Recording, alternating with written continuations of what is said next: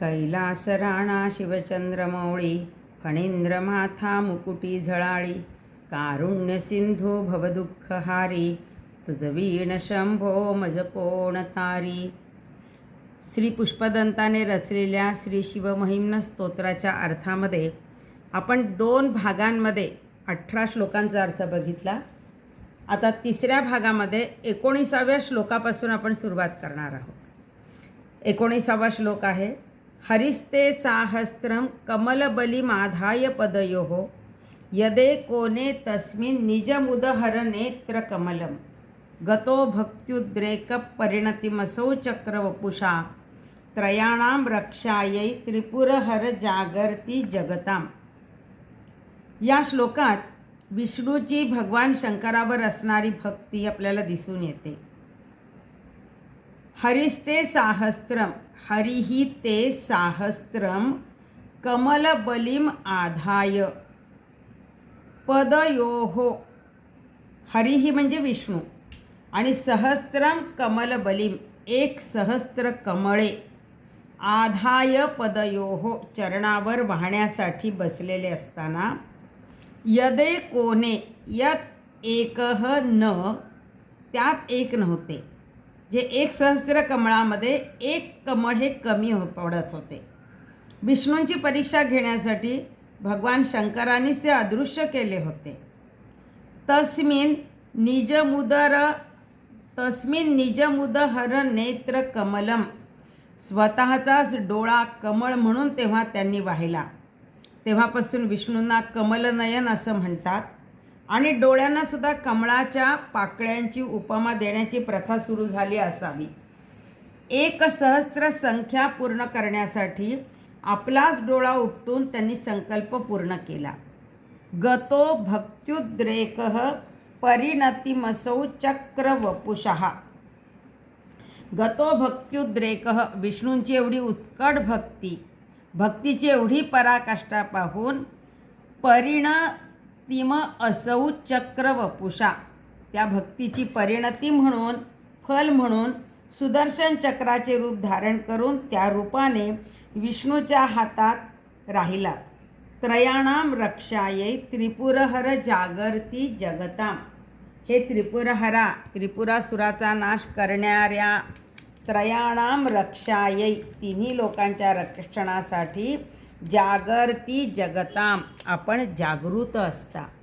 याचा शब्दशः अर्थ, हे त्रिपुरनाशका, श्रीहरी तुमच्या चरणांवर 1 सहस्त्र कमळे वाहून पूजा करीत होते. पण ऐनवेळी त्यात जेव्हा 1 कमळ कमी पडले तेव्हा त्यांनी स्वतःचेच नेत्रकमळ वाहिले. ही जी त्यांच्या भक्तीची पराकाष्ठा, तीच सुदर्शन चक्राच्या रूपात परिणत झाली आणि तेच चक्र आज त्रैलोक्याच्या रक्षणासाठी जागरूक आहे. या श्लोकाच्या संदर्भामध्ये सुद्धा पुराणामध्ये एक कथा आहे की दैत्यांच्या अत्याचाराला कंटाळून सगळ्या देवतांनी भगवान विष्णूंना त्यांचा संहार करण्याचे सांगितले. तेव्हा भगवान विष्णू वैकुंठातून वाराणसीला आले आणि ब्राह्ममुहूर्तावर मणिकर्णिका घाटावर स्नान करून त्यांनी भगवान शंकराला 1000 कमळाची फुले वाहण्यास सुरुवात केली. जेव्हा 999 कमळे वाहून झाली तेव्हा भगवान विष्णूंच्या भक्तीची परीक्षा घेण्यासाठी शंकराने 1 फूल अदृश्य केले.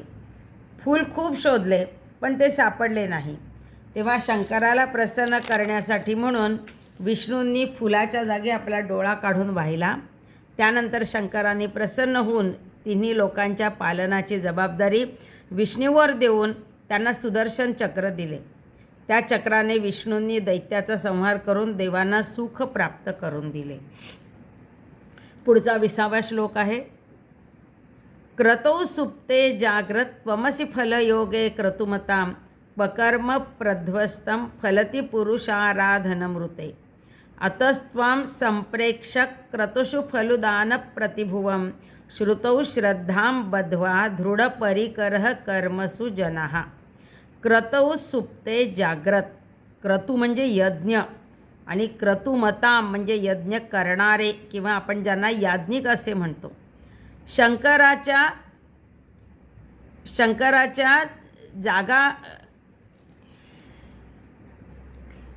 शंकराच्या जागरूकतेच्या विषयी सांगताना पुष्पदंताने म्हटले आहे की याज्ञिकांचे यज्ञ सुप्ते म्हणजे संपल्यावर फलयोगे फळ देण्यासाठी तुम्ही जागरूक असता आणि पुरुषाराधन मृते पुरुष आराधन मृते म्हणजे नष्ट झालेले विनाश पावलेले कर्म पुरुष आराधन पुरुष म्हणजे परमेश्वर त्या परमेश्वराच्या आराधनेशिवाय फलती म्हणजे फलद्रूप होत नाही. अतः त्वाम संप्रेक्ष म्हणजे पाहून आणि त्वाम म्हणजे तुम्हाला पाहूनच कशासाठी तर फलदान प्रतिभुवम फळ देण्याच्या बाबतीत तुम्हाला पाहून श्रुतौ म्हणजे श्रुती वेदवचनांवर श्रद्धां बद्ध्वा वेदवचनांवर श्रद्धा ठेवून जनः म्हणजे लोक कर्म करण्यास निष्ठेने तयार होतात. कारण भगवान शंकर आहेत, जागरूक आहेत फळ देण्याच्या बाबतीमध्ये, त्यामुळे लोक यज्ञ वगैरे इत्यादी कर्म करतात. याचा शब्दशः अर्थ याज्ञिकांचे यज्ञ संपल्यावर त्यांचे फळ देण्यासाठी तुम्हीच जागरूक असता, नाहीतर नष्ट झालेले कर्म ईश्वराच्या आराधनेशिवाय कसे फलद्रूप होणार. आणि म्हणूनच यज्ञादी कर्माचे फळ देण्याच्या बाबतीत तुम्ही जामीन राहता. हे पाहून वेदवचनांवर श्रद्धा ठेवून लोक कर्म करण्यास निष्ठेने सतत तयार होतात. 21वा श्लोक आहे. क्रिया दक्षो दक्ष क्रतुपतिरधीशस्तनुभृतां ऋषीणामार्त्विज्यं शरणद सदस्याः सुरगणाः क्रतुभ्रेशस्तत्वक्रतुफलविधानव्यसनिनो ध्रुवं कर्तुः श्रद्धा विधुरमभिचाराय हि मखाः. या श्लोकात पुष्पदंताने खऱ्या भक्तीचं महत्त्व उदाहरण देऊन पटवून दिलेलं आहे. दक्ष प्रजापतीचं उदाहरण त्यांनी दिलेलं आहे. दक्ष प्रजापतीसाठी यात 2 विशेषणं वापरलेली आहेत. क्रिया दक्षो म्हणजे क्रिया करण्यात कर्मकांडात दक्ष म्हणजे निपुण असणारा आणि क्रतु म्हणजे यज्ञ आणि क्रतुपती म्हणजे यज्ञ करण्यात श्रेष्ठ असणारे. त्या यज्ञात ऋषीणामार्त्विज्यम त्रिकालज्ञ ऋषीही त्यांच्याजवळ ऋत्विज शरणद सदस्याः सुरगणाः सुरगण म्हणजे देव हे सदस्य एवढे असून सुद्धा काय झालं तर क्रतुभ्रेशस्त्वतः क्रतु म्हणजे यज्ञ आणि यज्ञाचा विध्वंस झाला. कोणाकडून झाला तर क्रतुफल विधान व्यसनिनो यज्ञाचे फळ खात्रीने देणाऱ्या अशा तुमच्याकडून त्या यज्ञाचा विध्वंस झाला. कारण काय तर ध्रुवम कर्तुः श्रद्धा विधुरमभिचाराय हि मखाः मखाः म्हणजे सुद्धा यज्ञ आणि ध्रुवम म्हणजे निश्चित. हे निश्चित आहे की श्रद्धा विधुरम अभिचाराय श्रद्धेशिवाय केलेले यज्ञ हे यजमानाला फलप्रद न होता ते नाशालाच कारणीभूत होत असतात. याचा शब्दशः अर्थ हे शरणदात्या शंकरा कर्मविधीत अत्यंत कुशल व सर्व प्रकारच्या यज्ञाचा दाता असलेला प्रजापती दक्ष हा यजमान ऋषी हे ऋत्विज आणि सर्व देव सभासद असा यज्ञ करीत होता. त्याने तुझा अपमान केला म्हणून त्याच्या यज्ञाच्या यज्ञ फलदानाचे ज्याला व्यसनच आहे अशा तुझ्याकडून विध्वंस झाला. हे खरे आहे की अश्रद्धेने केलेले यज्ञ किंवा कर्म यजमानाला फलप्रद न होता त्याच्या नाशालाच ते कारणीभूत होतात. दक्ष प्रजापतीच्या बाबतीमध्ये सुद्धा शिवमहापुराणामध्ये एक गोष्ट आहे की जी या श्लोकाला अनुसरून आहे.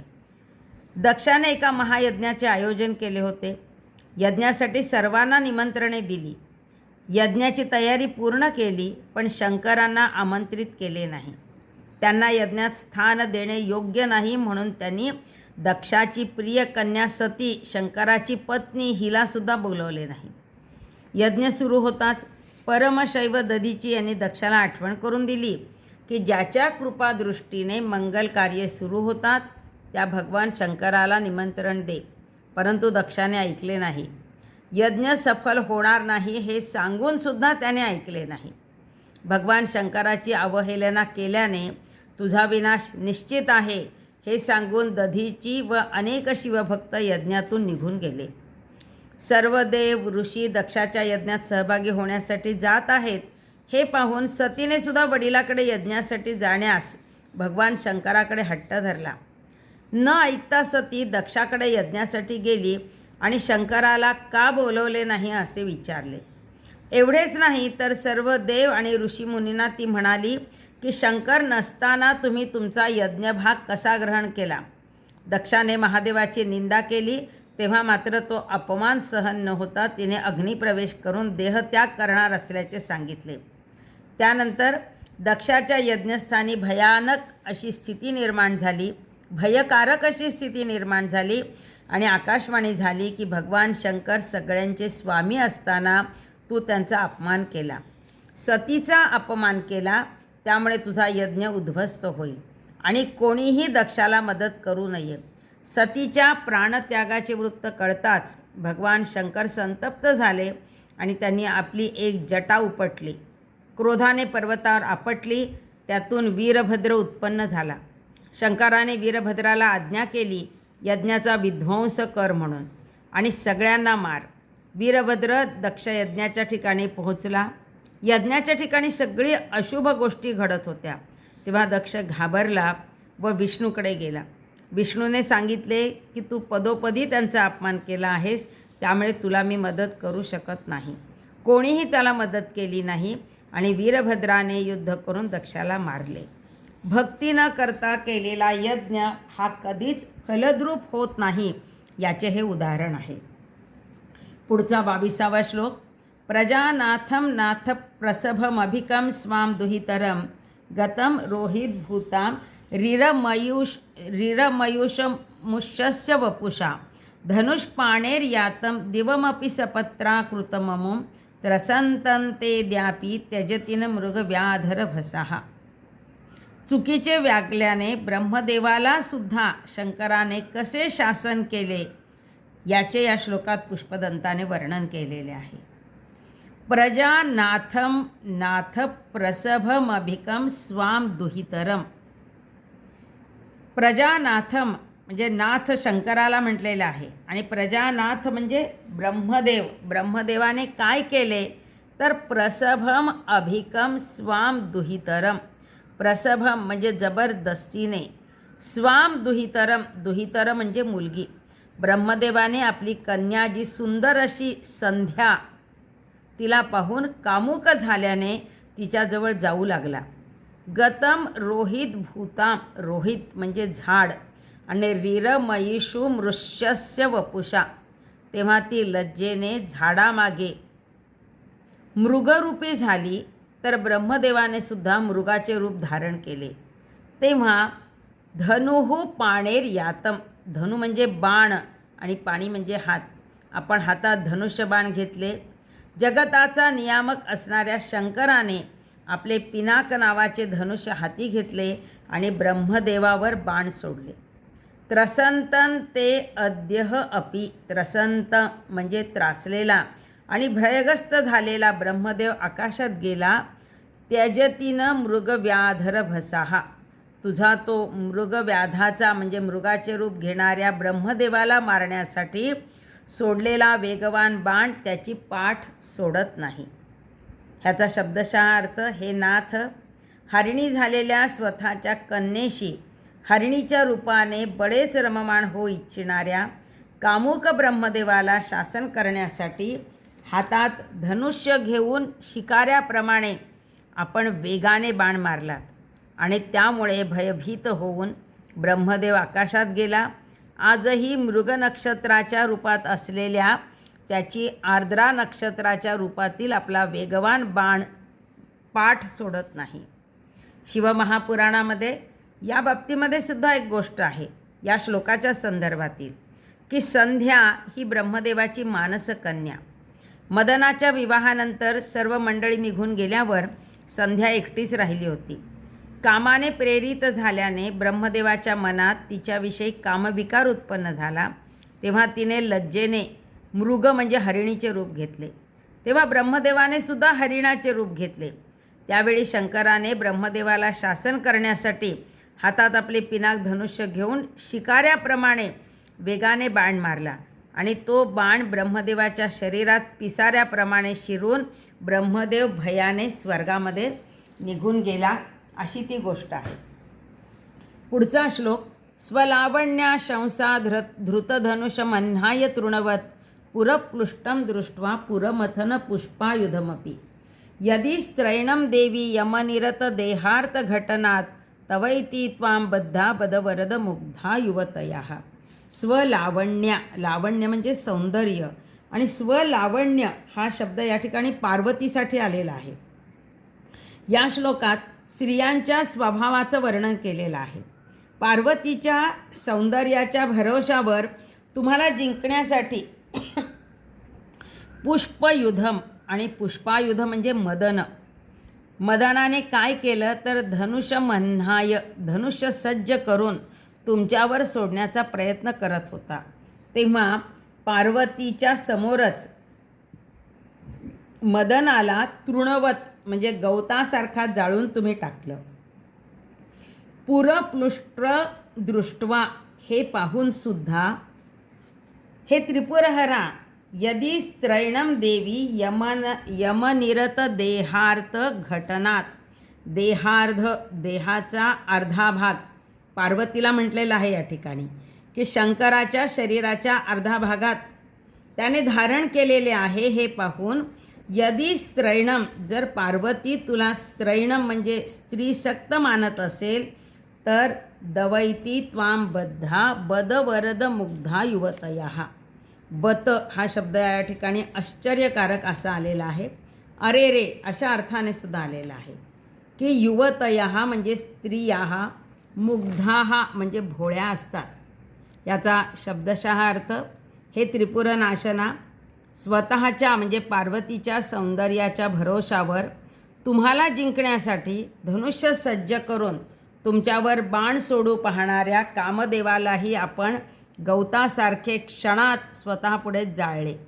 हे योगेश्वरा, हे सर्व पाहूनही पार्वती देवी, तुम्ही तुमच्या शरीराच्या अर्ध्या भागात त्यांना स्थान दिल्यामुळे तुम्हाला जर ती स्त्रीसक्त मानत असेल तर हे वरदा, स्त्रिया बिचाऱ्या भोळ्या असतात असंच आपल्याला म्हणावं लागेल. 24वा श्लोक.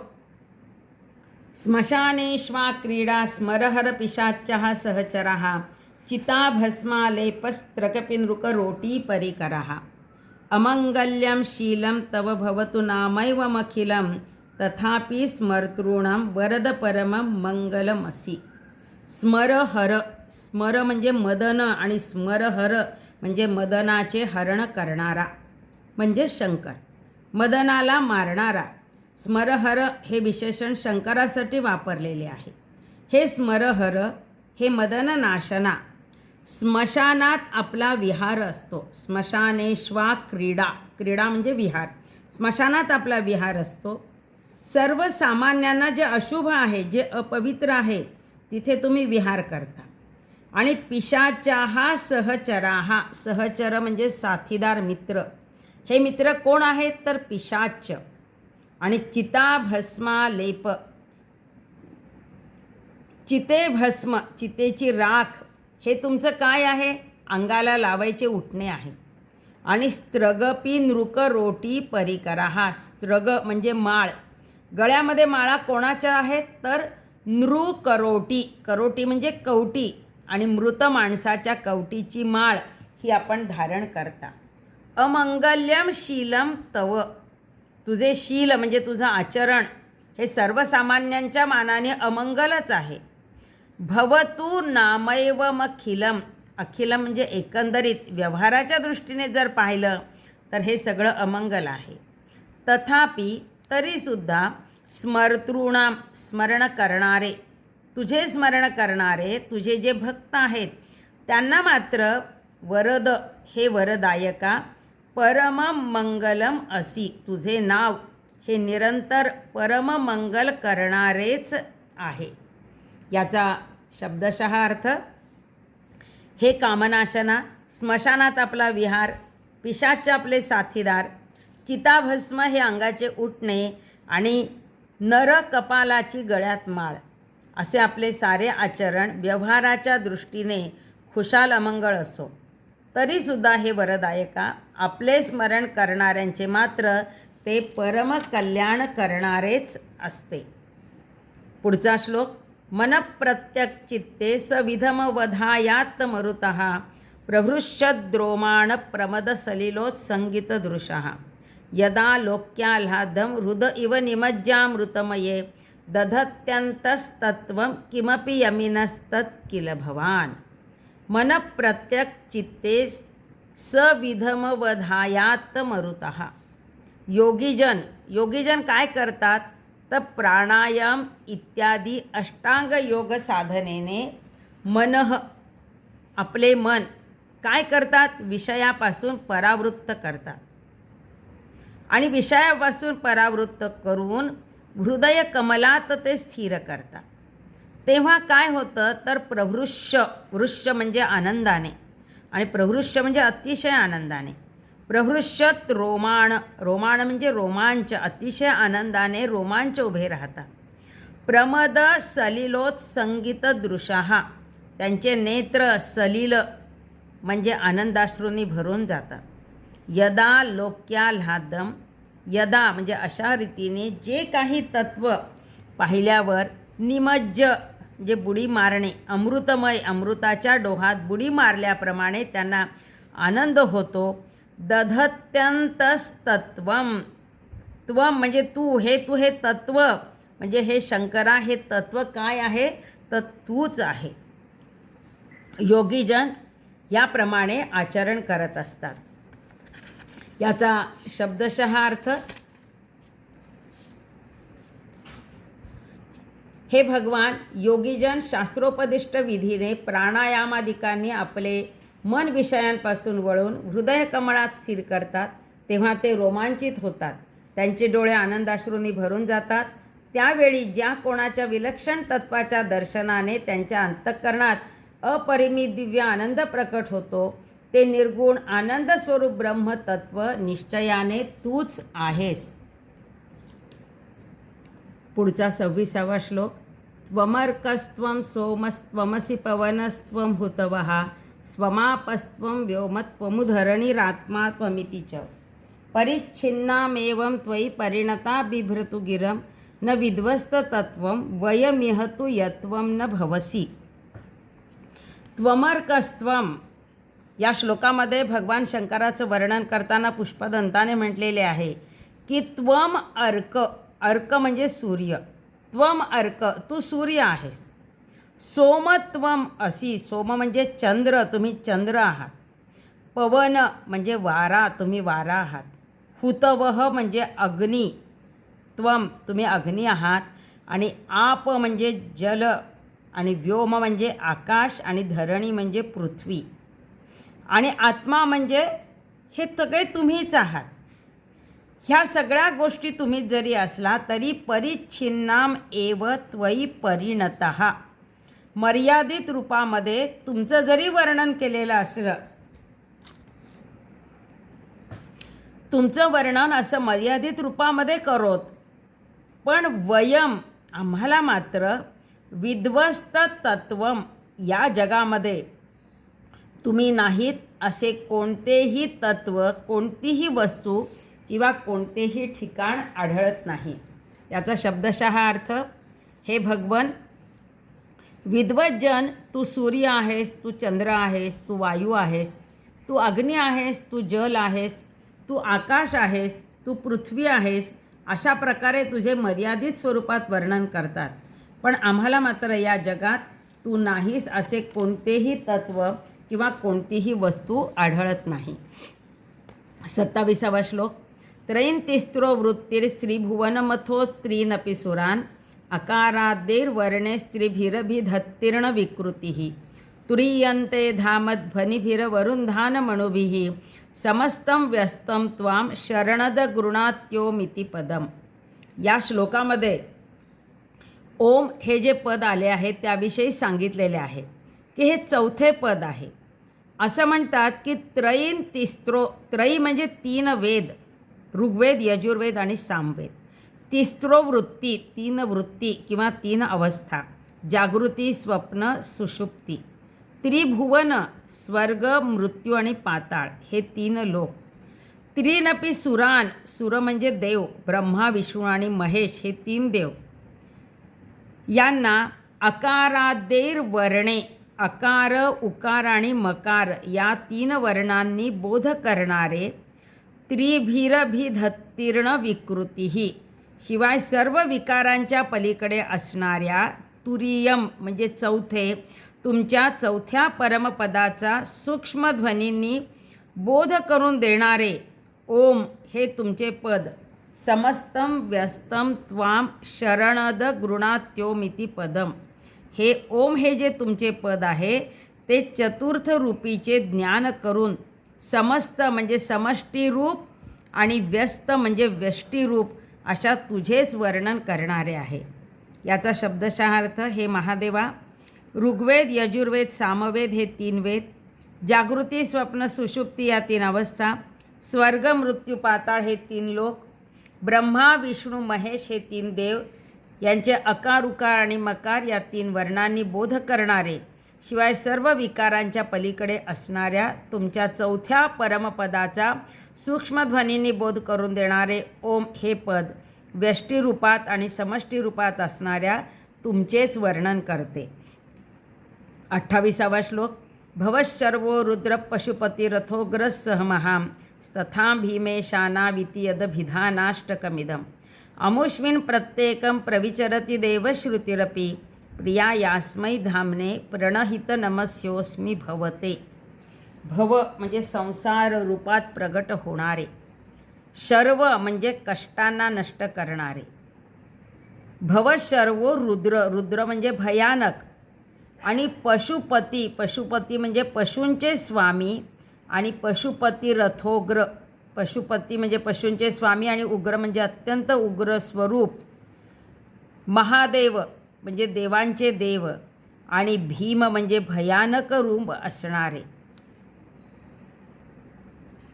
तथा भीमेशानाविति यदभिधानाष्टकमिदं, हे देवा, भव शर्व रुद्र पशुपती उग्र महादेव भीम आणि ईशान ही जी आपली 8 नावे आहेत, यातील प्रत्येक नाव अमुष्मिन प्रत्येकम प्रविचरती देवश्रुतिरपी, यातील प्रत्येक नाव हे श्रुती म्हणजे वेद, आणि प्रिया यास्मै धामने परमप्रिय आणि स्वयंप्रकाश असे आहे, या अशा तुमच्या रूपाला मी नमस्कार करतो.